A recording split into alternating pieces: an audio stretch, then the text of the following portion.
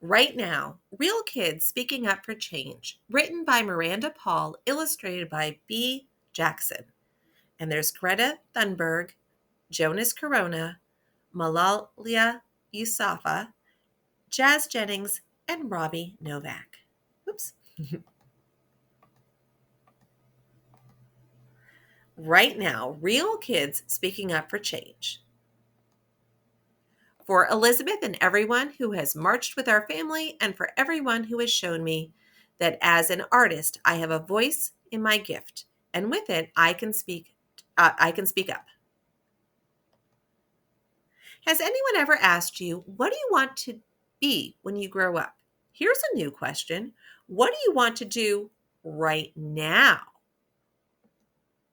You don't have to wait until you're big to speak up, to make a change, to help someone, or to live what you believe. And you can add your voice to the chorus of brave young people who have already paved the way. Sophie Cruz speaks up for families. A massive crowd gathers to watch Pope Francis pass by. A 5-year-old moves closer, slips past the barrier. The guards sees her, but the Pope lets this child come. She hands him a letter as cameras record. She speaks words filled with love for her family, and the world watches. 5-year-old Sophie Cruz ran past the crowds and cameras to give Pope Francis a letter about the fear and pain that immigration laws can cause for real families like hers that face separation or deportation.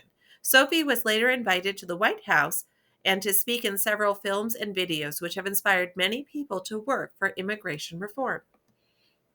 Immigrants like my dad are good people. They deserve to come out of the shadows so people can see how hard they work. Jonas Corona speaks up for those experiencing homelessness and hunger.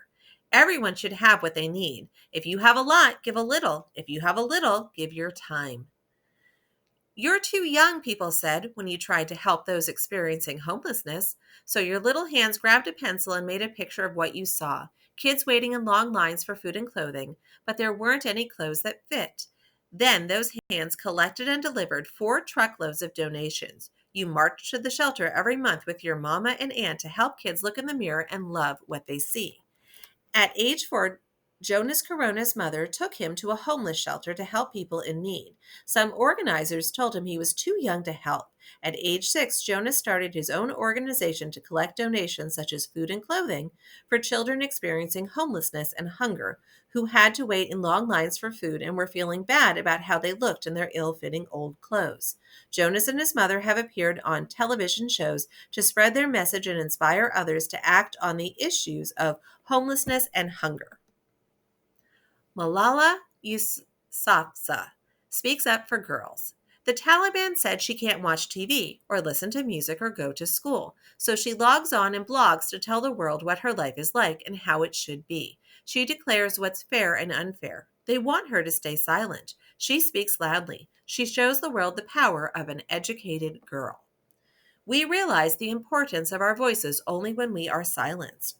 When forceful authorities banned girls from watching TV, going to school, and more, Malala ignored the rules and shared her story online. The authorities shot her, but she recovered and continued speaking out. Malala became the youngest winner of a Nobel Peace Prize and started a global fund that works for a world where every girl can learn and lead. Jalen Arnold speaks up for kids with disabilities and against bullying. You can call me a loud voice for kids. Stick around and grow with me. Jalen went to school, just like you, just like me. But sometimes his body twisted, his muscles ached, his cries pierced the classroom. Students didn't understand, so they said mean things. And Jalen spoke up, shared the facts, made wristbands, rallied others, and challenged audiences to become allies, to have empathy.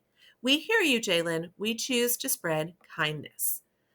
At age 3, Jalen Arnold was diagnosed with Tourette syndrome, a condition that causes his body and voice to twitch or tick at any waking moment. Being bullied in school aggravated his tics so much it made his body incredibly sore. After leaving that school, Jalen launched an anti-bullying website and campaign at the age of 8. People around the world started sharing his posters, lesson plans, and videos, all aimed at spreading understanding and kindness, especially toward kids with disabilities. Bana Alabed speaks up for peace. What is it like to run your life barefoot? down pitch black streets that you once laughed and played in? What is it like to watch cartoons with your baby brothers one minute and the next minute carry them down flights of stairs to escape the blast of an air raid? What was Syria like before the war? What can we do to help? Without your voice, Bana, many people would not have thought to ask such questions, but your simple, courageous words told us, I need peace. Bana Alabed was 7 when she used her iPad to share her experiences as a child living in the midst of war. Her photographs and simple words demanding peace let millions of people know was what life was like for her and her family before and after they became refugees. After leaving Syria, Bana published a book that helped people understand how war affects children and how they can help bring peace to our world. We all have to help one another no matter what country we live in. Stand with Aleppo. Please stop the bombing and end the siege. Millions of children are speaking up for voiceless animals. There's Carter and Olivia Rees helping cheetahs, rattlesnakes, pangolins, and other endangered animals. There's Hannah Testa helping ocean animals. Thomas Ponce helping dogs, cats, monkeys, and other animals who undergo scientific testing. Will and Matthew Gladstone helping blue-footed boobies. And Josiah Utz and Ridgely Kelly helping nautiluses. The Animal Hero kids, Lucia, Kimya, Evan, Landon, Genesis, Josie, Ian, Riley, Kendall, Hannah, helping farm and domesticated animals. Anyone can make a difference. If we can, you can too. That was from Carter and Olivia Rees. Jazz Jennings speaks up for transgender kids. When she was born, the doctors thought she was a boy. It happens sometimes, but Jazz is a girl. Call her she. Can we go outside and play now? It's a boy, the doctor shouted when Jazz Jennings was born, but she knew from a young age that she was a girl. She began speaking out at the age of 2, and by kindergarten was able to enroll in school as a girl. Jazz bravely told her story about being transgender on national television. Although she's faced many harsh words and wasn't allowed to play on girls' sports teams for a while, her activism led to trans kids being allowed to play soccer on the United States Soccer Federation teams. Jazz continues to speak out on behalf of transgender kids and people everywhere. I think what matters most is the person you are on the inside. Angela Zhang speaks up for science. Makes one part childhood curiosity, one part dad's encouragement, and a thousand questions. Let the potion steep for a few years until it's got a steady voice bubbling up. Sprinkle in failure a few times over, and pour in buckets of determination until you cook up a great idea. Yield a possible cure for cancer. Serves millions of patients worldwide. If you want something, work around the obstacle and find a different way. As a girl, Angela Zhang made phone calls to several universities, hoping one would let her use their lab. After many rejections, Angela started research with Stanford University at the age of 14 when she was still in high school. She studied a very tiny particle called a nanoparticle that has the ability to detect and deliver treatment directly to cancer cells. In college, Angela founded an organization that shares or donates reused equipment and supplies to schools that don't have what they need for their science classes. Greta Thunberg speaks up for the environment. Instead of looking for hope, look for action. Then and only then, hope will come. A quiet girl with her loud sign sits alone on giant steps. Is anyone paying attention? 1 year later, from crowd to crowd and shore to shore and continent to continent, her rattling cry echoes across planet Earth. Our world is dying. Our future is dying. What must change? Everything. Who must act? Everyone. When? Now, now, now. And her sign says, schools strike for climate. Greta Thunberg was 8 when she learned about climate change. She noticed that few people were discussing it or taking action. Over the next few years, she became very sad and ill and even stopped talking until it became absolutely necessary to speak. Greta held her first climate strike alone outside a government building near her home in Sweden. She now speaks all over the world demanding changes to laws that allow pollution and destruction of nature. Zulaka Patel speaks up for natural beauty and racial equity. When her school told her she couldn't wear her hair the way it grows, so naturally fine and big and curly, atop her gorgeous black head, she spoke out. Black hair is grand. It's not dirty. Black curls are exquisite. They're not exotic. A code of conduct shouldn't be a code for discrimination.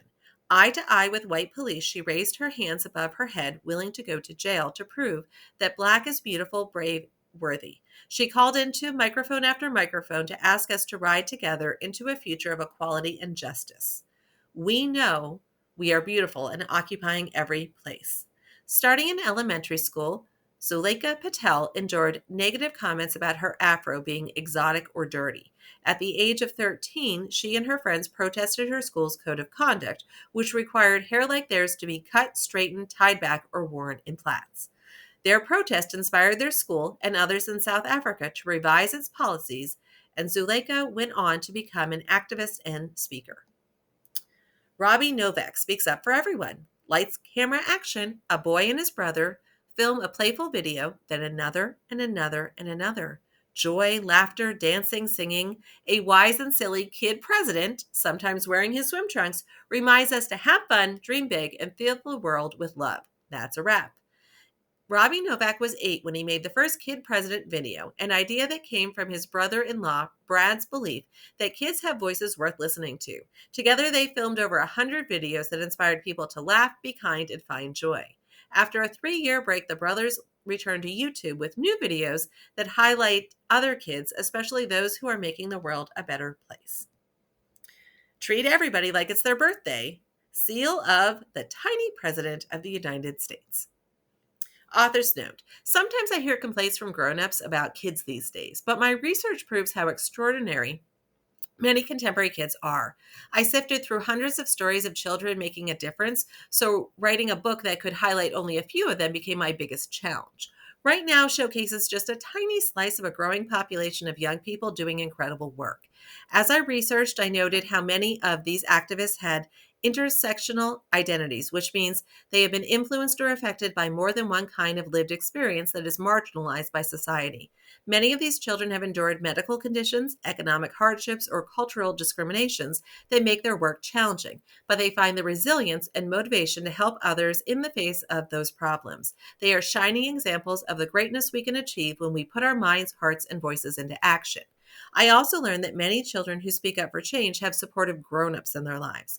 I'd like to praise all adults who encourage and work with young people. Although adults often look to young people with hope, it isn't the sole responsibility of children to solve the world's problems. We must all work together, young and old, to create the world in which we want to live. And here are some ways you can make a difference. What can we do to speak up for families and immigrants? Never refer to any human as illegal. Only acts are illegal. Learn about immigration laws and send letters and make calls to local and state leaders, and volunteer for or donate to charities that help immigrant children and their families. What can we do to speak up for people experiencing homelessness and hunger? You can organize a drive for needed items or food in your area, volunteer your time at a local homeless shelter or food pantry, share your lunch if you're allowed, not all schools allow it, or school supplies with classmates who don't have them. What can we do to speak up for girls? Recognize language that puts down girls and pledge to speak up when you hear it. Explore these funds in newsletters and collect money for girls' school fees or supplies. What about speaking up for kids with disabilities and against bullying? Learn how to recognize bullying and practice phrases that you can use to call out bullying when you witness it, such as "that's not okay" or "stop now." Offer your friendship and kindness to classmates who have disabilities or kids who are alone. Share anti-bullying posters, lesson plans, and videos with teachers and classmates.